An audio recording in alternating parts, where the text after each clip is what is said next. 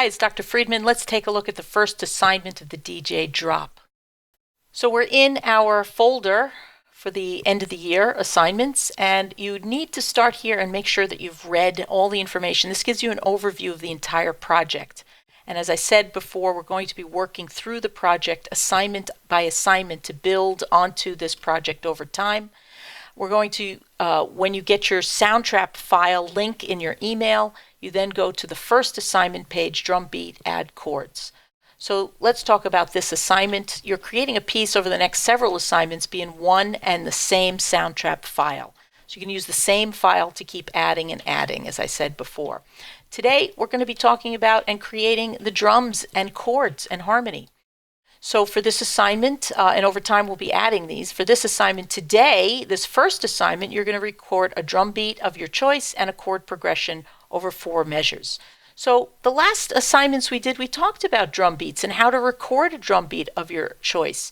So you're going to do a minimum of 3 tracks, each track separately. Some of you might have made a mistake and recorded everything on one track, but you want to make sure you record the cymbal or hi-hat on one track. Make sure you add another track and add the snare drum, and then yet the third track will be your bass drum. If you want to use different drums and different combinations, you can, but you have to have a minimum of 3 tracks for your drum beat. If you want to do something that's not exactly traditional, something else, that's fine, but it still has to be recorded in and around and over the beat or the click, and saved and quantized.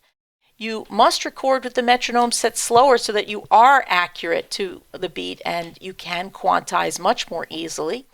And you can speed up for the playback, but you want to record slower. You must quantize all of your recordings and make sure everything is perfectly lined up with the click. If you need more information on quantizing, you want to go back into our previous assignments and find the rhythms and quantizing assignment. Has some videos on it. So this assignment spends a lot more time on chords and what to do with chords. So you'll notice here, after you record your drums, you are going to add a new piano track and record a 4-measure chord progression. This assignment tells you what are the 4 chord progressions. You can use at least 3 different chords over 4 measures. You can use more than 1 chord per measure, so you can have a rhythmic pattern, and some of the videos in this assignment will show that to you. You can record 1 chord held for 4 beats. Also, we have in the videos, there are demonstrations. You can imitate exactly what's on the videos below that I've shown you how to record the chord progressions if you want to. Or you could do something on your own if you want to.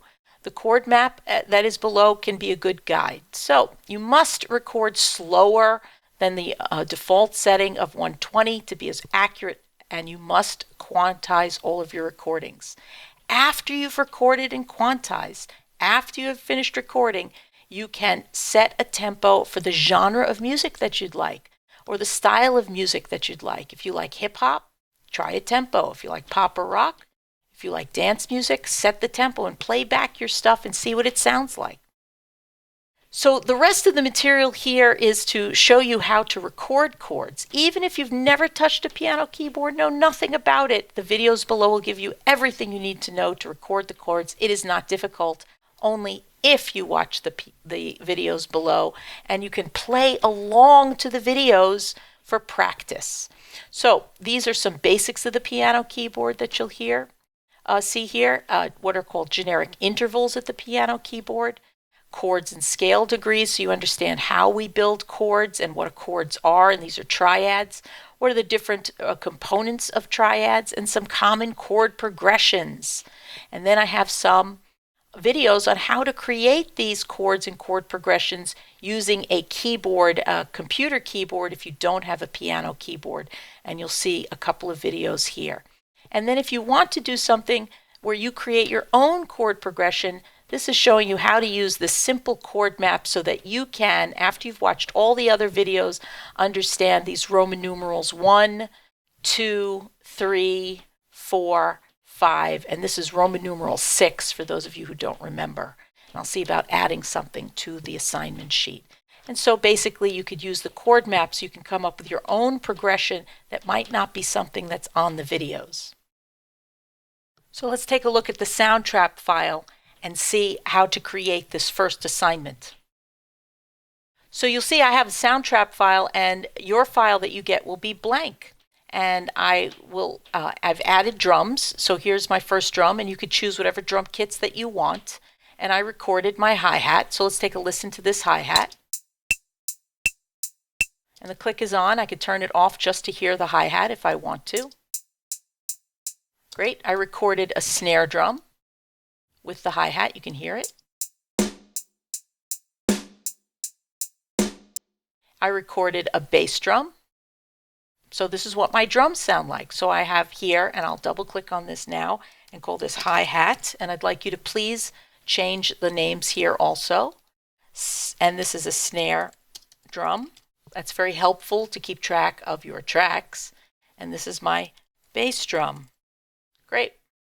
And so now I can hear these 3 tracks.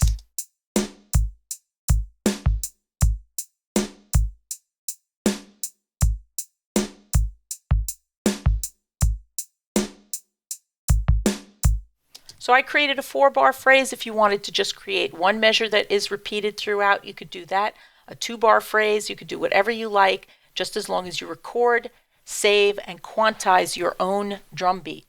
So then the assignment asks you to please record some piano. So I did exactly that. I'm going to solo the piano track so you can hear the chord progression I made. Put the metronome on. So you can hear I did 1 chord over 4 beats. Perfectly fine if you want to do that. Want to do some other kinds of rhythmic patterns, that's fine. Start simple is always a good place. And of course, every time I do something, I save. So make sure you save your work.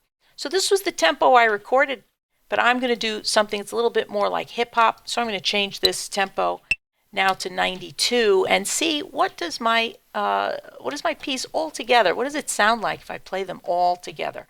And don't forget to hit save. And here we go.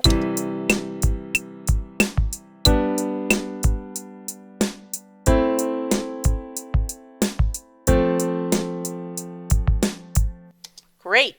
And that is really all you need to do for this assignment. Make sure that you have a separate track, 3 different drum tracks, separate track. Every instrument gets its own track, and then the 1 track for the piano chords. And the next assignments, we're going to expand them and create an entire piece just based on this. So that's the basic overview of how to do your first assignment. I'll also be keeping office hours this week, so if you have any questions, please come and join me during the office hours, and I'll provide a Zoom link in the email that's being sent to you with your Soundtrap file. Have a great time. If you have any problems, see me in the Zoom session or send me an email. Have a great week.